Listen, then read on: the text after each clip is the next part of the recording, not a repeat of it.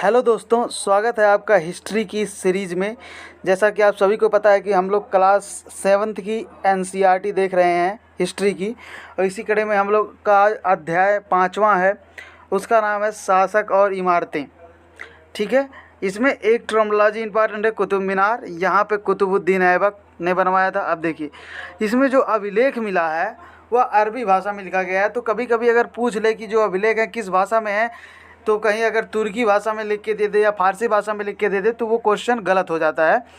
ये बात आपको ध्यान में रखना है कि अरबी भाषा में लिखा गया था। बाकी इम्पॉर्टेंट नहीं है तो मैंने यहाँ पे काट दिया है, क्योंकि लेक्चर काफ़ी बड़ा हो जाता है तो आप लोगों को भी उसमें परेशानी होती है। देखिए, कुतुब मीनार 5 मंजिली है।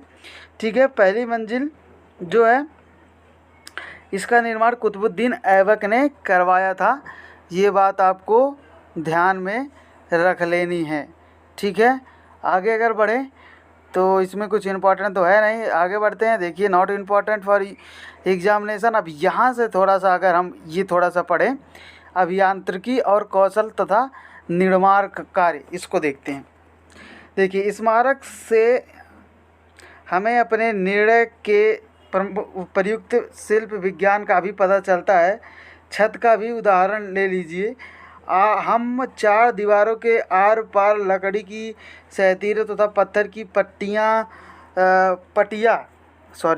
बोल दिया मैंने, पट्टियाँ रखकर छत बना सकते हैं। लेकिन यह कार्य उस समय बहुत कठिन हो गया था।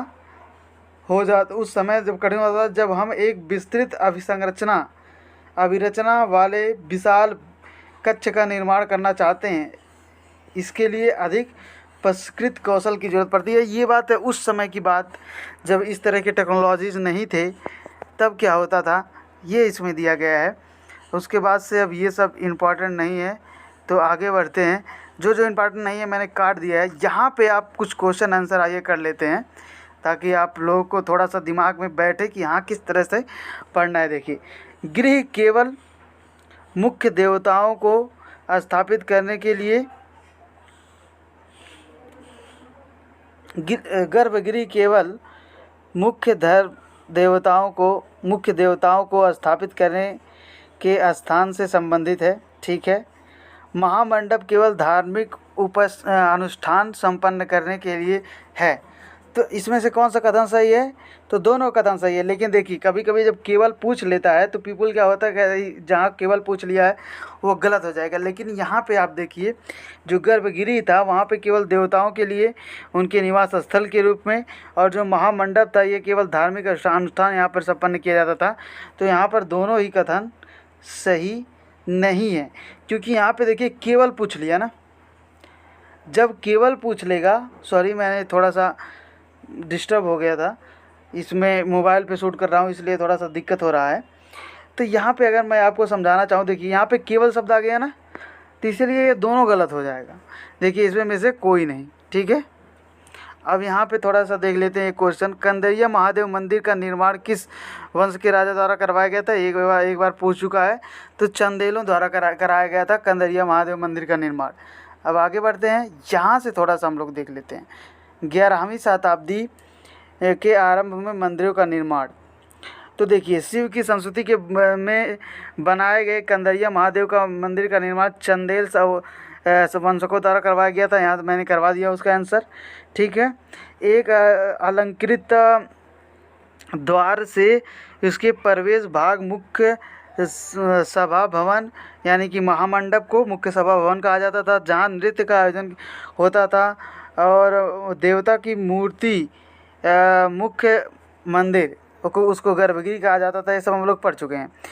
और धार्मिक अनुष्ठान इस जगह संपन्न किया जाता था। केवल राजा द्वारा निकटतम परिवार तथा पुरोहित एकत्र होते थे। ठीक है, ये बात आपको ध्यान में। प्रवेश द्वार, देवताओं की मूर्ति मंदिर में कहाँ स्थापित की जाती थी? तो ये आपको पता है, गर्भगृह में की जाते थे। एक बार मैंने ऊपर भी बताया है, फिर यहाँ पे भी देखिए। राजा ये जो था, इसको अगर हम देखें, राजराजेश्वर का मंदिर कहाँ स्थित है? तो तमिलनाडु में स्थित है। ये आपको याद में रखना है, यही इसमें दिया है बाकायदे का। इसलिए मैं देखिए, धार्मिक अनुष्ठान सम्मिलित के राजा प्लस अन्य सभाओं, पुरोहित, सामान्य जनता इसमें भाग नहीं ले सकती थी। जो धार्मिक अनुष्ठान होता था उसमें सामान्य लोग भाग नहीं ले सकते थे, राजा और पुरोहित ही भाग ले सकते थे। ठीक है, आगे बढ़ते हैं। ये थोड़ा सा आप देख लीजिए। एक गांव जो चारुपुल्लम कहाँ स्थित है, तो चारुपुल्लम तंजावुर में स्थित है। तंजावुर कहाँ है, तमिलनाडु में। ये बात आपको ध्यान में रखना है। 11वीं शताब्दी के आरंभ में मंदिर निर्माण के में सबसे ऊंचा मंदिर था। सबसे ऊंचा मंदिर कौन था, राजराजेश्वर मंदिर। ये भी आप ध्यान में रख लीजिएगा। बस ऐसे ही पढ़ना है। अभी ये सब इम्पॉर्टेंट नहीं है, इसलिए मैं काटते चला जा रहा हूँ, आपका टाइम वेस्ट ना हो इसलिए, क्योंकि भाई इम्पॉर्टेंट है टाइम। इस समय आप लोग को पता ही होगा कितना इम्पॉर्टेंट टाइम है यूपीएससी के छात्रों के लिए। तो मंदिर और मस्जिदों और जहाज़ों का निर्माण, मंदिर और मस्जिदों का निर्माण बहुत सुंदर तरीके से किया जाता था, क्योंकि ये उपासना के केंद्र होते थे। उसमें संरक्षक की शक्ति भी धन वैभव तथा भक्ति भाव का भी प्रदर्शन करते थे। उदाहरण के लिए राजराजेश्वर मंदिर को लिया जा सकता है। एक अभिलेख में इस बात का संकेत है कि इस मंदिर का निर्माण राजा राजदेव ने करवाया था। तो अब देख लीजिए यहाँ पे, राजा राजदेव मंदिर निर्माण किसके द्वारा करवाया गया था। राजराजेश्वर मंदिर किसके द्वारा करवाया गया था, तो राजा राजदेव द्वारा कराया गया था। ठीक है, ये बात आपको ध्यान में रखनी है और इसको ज़्यादा से ज़्यादा शेयर कीजिएगा, क्योंकि एक गंदा कंटेंट नहीं है, इतना अच्छा कंटेंट है। और जो लोग गंदा वीडियो बनाते हैं उनका तो बहुत वायरल हो जाता है, लेकिन हम लोग इस पर काफ़ी मेहनत करते हैं, लेकिन वीडियो उतना चलता नहीं है। इसमें आप लोगों का बहुत बड़ा हाथ है। आप लोग अगर सपोर्ट करेंगे तभी हम लोग आगे बढ़ पाएंगे। चलिए ये देखते हैं। फारसी शब्द आबादी शब्द जिसका अर्थ है पानी। ठीक है, आब शब्द से निकला है और इसका अर्थ होता है पानी। फारसी शब्द आब शब्द से इसका अर्थ होता है पानी। आप इस बात को ध्यान में रखिएगा। आगे बढ़ते हैं। आब शब्द का अर्थ होता है पानी, ये बात आप ध्यान में रख लीजिए।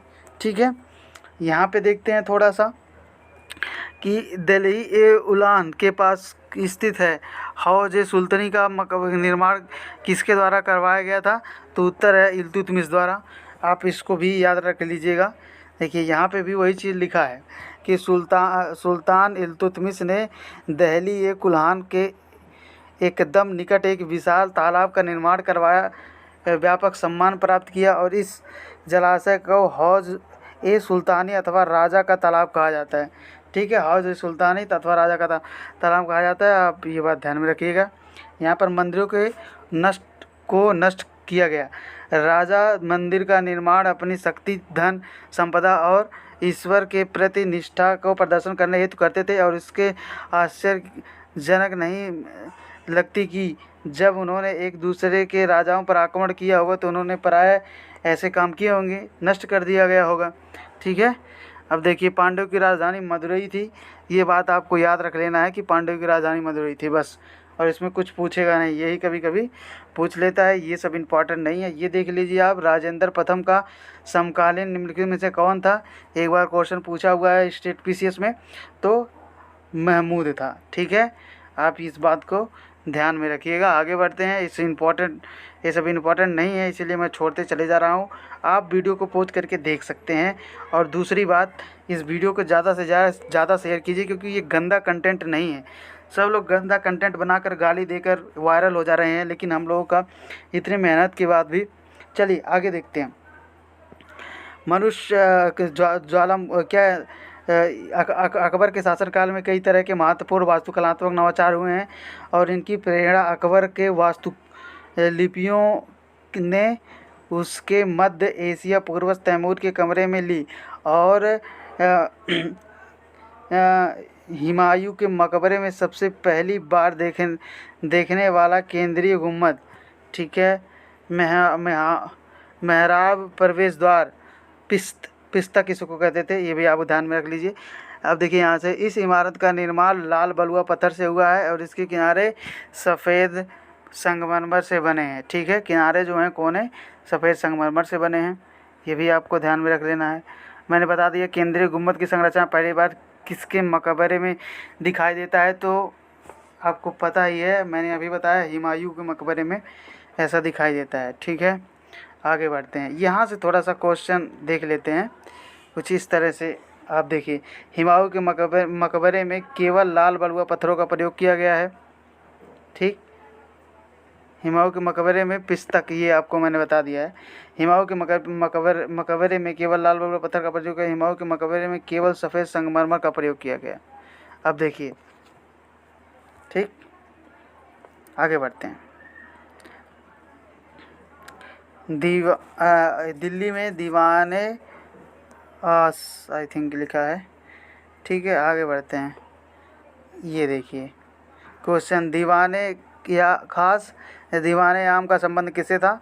तो आपको पता ही है, आम से पता है आम लोगों को, और खास से पता है खास लोगों को। ठीक, तो इसमें देखिए सार्वजनिक और व्यक्तिगत सभाएं होती थी इसमें, और इन सभाओं में दरबारों और चालीसा भवन समूह के सभा भवन के नाम से भी इसे जाना जाता था। ठीक है, अब देखिए चिहिल तु सुतन चालीसा खम्भ, इसका संबंध किससे? चालीसा खम्भ से है। क्वेश्चन में करके लिख दिया है। आगे अगर बढ़ें हम थोड़ा सा, तो यहाँ पे देखिए पित्रादुरा के बारे में जान लेते हैं। तो पित्रादुरा क्या था? उत्कीर्णित संगमरमर का जो पत्थर होता था उसे पित्रादुरा कहते थे। अब ये सब इम्पोर्टेंट नहीं है, तो ज़्यादा टाइम वेस्ट आप लोगों को करना नहीं है, पढ़ना होगा तो पढ़ लीजिएगा, और इसलिए इसे पहले से अंडरलाइन कर दिया गया ताकि आप लोगों को कम टाइम लगे पढ़ने में, लेक्चर देखने में।